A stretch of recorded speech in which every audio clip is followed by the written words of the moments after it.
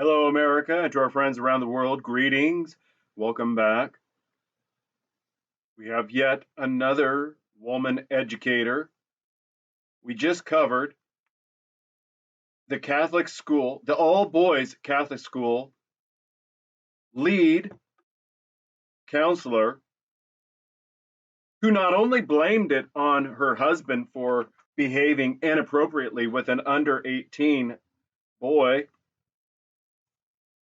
but came into court smiling. And I suggested the reason she's smiling is because the judge, a woman, Jennifer, whatever her name is, and the prosecutor, DA Melissa Powers, another woman, colluded with Ms. Nutley to change her plea to guilty, and she would only get probation. We have 2 months. June 10 is the sentencing date. And I would love for any of you to watch for that sentencing and tell me I was wrong. I'm begging to be told I was wrong, or I will be wrong, depending on which phrase you want to go with. Present tense, past tense, future tense, But regardless, if women, or excuse me, if the March is Women's Month news reports, which were all drawn from February and March of this year, weren't indicative enough of the criminality and the collusion of our just-us gynocracy,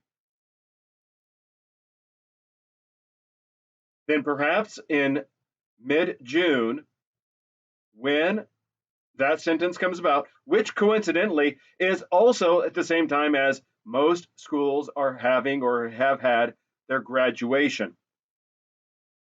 Make no mistake, scheduling things in such a manner is done with intention, so that, for example, many of the experienced people on YouTube and Rumble who cover the news will say Friday is where the news goes to die.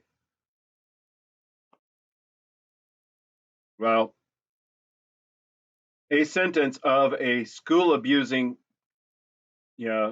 counselor being sentenced in the middle of June, it's overwhelmed by, I want to say it's overwhelmed by graduation, the start of summer vacation, and Father's Day. But let's get real.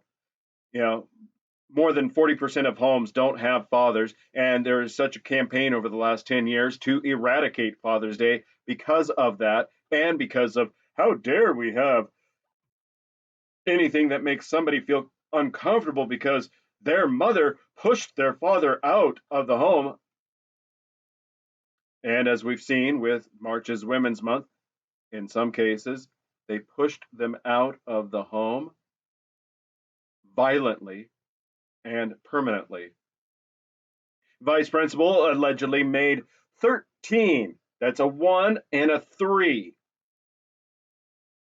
otherwise known as, what did they call it back a decade or so ago? Tweens, to cover the middle school, junior high school age bracket of roughly, 9 to 13. Vice principal allegedly made 13-year-old student rub her feet like he loved her, cops say. This is in Florida, and it's a middle school vice principal. I don't even want to read for you what it is that the text has on the screen. It's disgusting. She would walk down the school hallways and openly say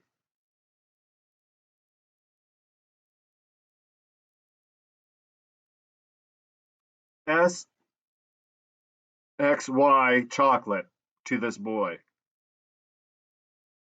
Witnesses said she went as far as to tell him to rub her feet like he loved her and told the boy she was showing him how to give her a massage so he would know what 3, 4, 5 play is when he gets a girlfriend. Vice Principal Lark admitted to a coworker days later that she had crossed the line. So earlier this month, as in just about a week ago, her boss, the real principal, called the police. And the victim told the police that Lark had referred to him as S. Chocolate while passing him in the hallway. Doctor, this, if you were not aware, if I believe Rollo Tomasi on his Rational Mail 2 months ago documented that postgraduate degrees. Now look, follow along with what I'm saying here. Pam Bondi is an absolute disgusting failure as Attorney General of the United States. She is a very, very, very good example of why affirmative action was necessary to be abolished. I have no doubt in my mind the only reason she got into school and got into postdoctoral school, or excuse me, postgraduate school for her, for her jurisprudence degree, is through affirmative action. And I have no doubt the only reason she got into any positions in government short of election was because of affirmative action. This is the future we have for America, ladies and gentlemen, gentlemen, ladies, boys and girls, girls and boys. Women outpace men for college acceptance and for college financial assistance.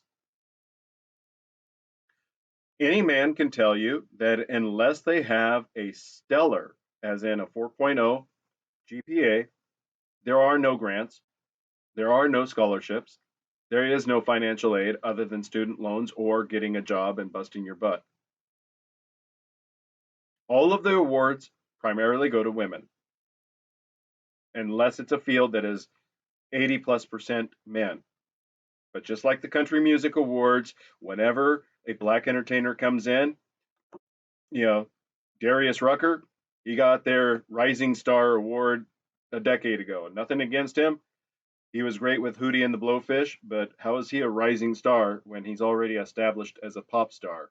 And then they did the same thing with Beyonce.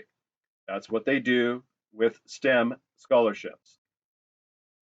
They take that 15% of women that are in there and they give it to them. And the majority of the college grants and scholarships also go to women. When it comes to doctoral, master's degrees, doctoral programs, the same thing. Women are outpacing men for law school, psychology, education. Dr. Lark initially told detectives that this was only a joke and that she was just trying to humble the victim. It's completely inappropriate for a 53-year-old woman to act and talk this way to a boy that is 40 years younger than she is. Let this all sink in.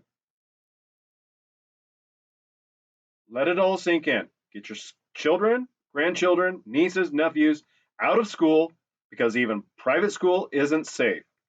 Homeschool them. Do a cooperative with people whom you are very closely aligned.